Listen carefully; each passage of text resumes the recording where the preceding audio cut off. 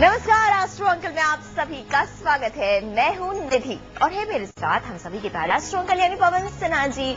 पवन जी आपका बहुत बहुत स्वागत है। बहुत बहुत धन्यवाद। पवन जी आपके पास तो सारे सवालों के जवाब होते कोशिश करता हूँ। गुड। तो आपके पास जवाबों की कमी नहीं है और मेरे पास सवालों की कमी नहीं है, तो आज चलिए क्विज खेलते हैं, ठीक है? अच्छा ठीक है। और असल में ये सारे सवाल जो है वो सिर्फ मेरे नहीं है, बहुत सारे दर्शकों की चिट्ठियां आती है और हमेशा कुछ न कुछ वो पूछते रहते हैं और वो सब कुछ मैंने नोट कर लिया है। तो आज ऐसी चीजों के बारे में जानते हैं, ऐसे सवालों के बारे में जानते हैं जो हमसे सबसे जुड़े हुए होते हैं। हमेशा हम सोचते रहते हैं उनके बारे में, लेकिन जवाब नहीं मिल पाते हैं। पवन जी तैयार? बिल्कुल। तो लीजिए पहला सवाल आपके लिए। सबसे पहले ये बताइए कि क्या हम सबके जो नाम होते हैं इनका असर हम सबकी जिंदगियों पर, हमारे करियर में पड़ता है? क्योंकि कई नाम होते हैं, कई बार हमारे प्रोफेशनल नाम अलग होते हैं, पेट नाम अलग होते हैं, तो क्या वाकई इन सब का असर पड़ता है? बिल्कुल, नाम का असर पड़ता है। क्यों?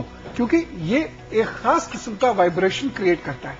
तो अगर कोई लेटर ऐसा है या ये, अच्छा बहुत सारे लोग केवल एक लेटर पर ध्यान देते हैं कि बस पा हो गया तो बस सब बढ़िया हो गया। नहीं, पूरे नाम का जो संवेत वाइब्रेशन होता है, पूरा नाम, जैसे पवन सिन्हा, तो पूरे नाम का जो संवेत वाइब्रेशन होता है वो हमारी जिंदगी पर खासा असर डालता है। सामान्यतः लोग इससे प्रभावित इसलिए नहीं होते क्योंकि कोई ना कोई या तो अपनी राशि होती है या अपने से प्रथम, चतुर्थ, सप्तम, दशम, एकादश यानी मित्र भाव की राशियां होती हैं, तो उनसे नामों का पर कोई विशेष बुरा प्रभाव नहीं पड़ता। लेकिन यदि जन्म राशि से कोई विरोधी राशि का नाम यदि हम रखते हैं तो वो हमें थोड़ा सा नुकसान जरूर दे सकता है। यानी इसीलिए जब बच्चा पैदा होता है उसी वक्त वो नाम का अक्षर निकाला जाता है। अच्छा, यहाँ लोग ये भी कहते हैं कि जो राशि का नाम निकलता है या जो कुंडली में नाम होता है उसको नहीं लेना चाहिए, ये सही है? मेरे हिसाब से वो नाम जरूर लेना चाहिए। बेशक घर पे ही लें, बेशक माँ पिताजी उसको पुकारें, बेशक भाई बहनी उसे पुकारे, लेकिन वो नाम जरूर लेना चाहिए क्योंकि हमारा मूल नक्षत्र का नाम वो होता है और उसका बार बार उच्चारण करने से हमारे अंदर ऊर्जा का संचार होता है, सौभाग्य का संचार होता है। क्या शहर का जो नाम है उससे भी फर्क पड़ता है? बिल्कुल, और बहुत फर्क पड़ता है। न केवल नाम से बल्कि दिशा से बहुत ज्यादा फर्क पड़ता है। जैसे आप देखते होंगे कुछ खिलाड़ी कुछ खास शहरों की पिच पर हमेशा एक्सीलेंट गेम का प्रदर्शन करते हैं, बल्कि खबरों में पहले ही कह दिया जाता है कि ये इनका मैदान है तो यहां पर ये बढ़िया करेंगे, और वो करते भी हैं।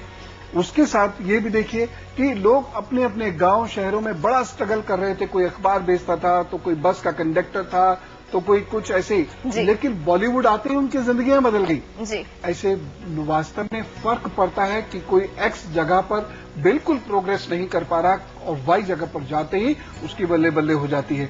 खास तौर से जिनका जो मुख्य ग्रह है वो 12वें, 11वें और 6ठे, 8वें भाव में बैठ जाता है, तो ऐसे लोगों को हमेशा एक खास निश्चित दिशा में घर से दूर जाकर ही सफलता मिलती है।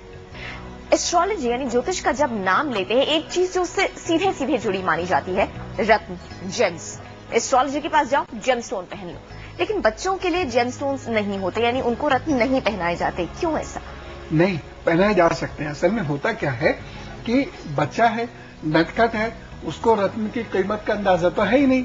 बच्चे को तो अपनी भी कीमत नहीं पता होती है, तो वो खो न दे, सामान्यता है इस भावना से बच्चों को रत्न नहीं पहनाए जा सकते। लेकिन कुछ रत्न ऐसे गजब के काम करते हैं, जैसे खासतौर से ब्रोंकाइटिस वाले बच्चों में, या जिन बच्चों के स्नोफल्स बढ़ जाते हैं, जिन बच्चों के काउंट्स बढ़ जाते हैं, उन पर कुछ रत्न, खास रत्न ऐसा बढ़िया सटीक असर करते हैं कि वो बहुत जल्दी ठीक हो जाते हैं। निमोनिया में कुछ रत्न बहुत काम करते हैं। कुछ बच्चों के शरीर का ताप बढ़ने के कारण स्किन में खुश्की आती है और फोड़े फुंसियां होते हैं, उन पर रत्न बहुत अच्छा काम करते हैं। सामान्यतः इसीलिए नहीं पहनाते हैं कि बच्चा कहीं गिरा देगा तो बड़ा नुकसान हो जाएगा। तो भाई स्वास्थ्य लाभ अगर करना हो तो इस्तेमाल किया जा सकता है, हालांकि क्योंकि बच्चे नासमझ होते हैं, खो ना दे स्टोन्स, इस वजह से शायद अवॉइड किया जाता है। अच्छा चलिए अब नंबर की बात करते हैं।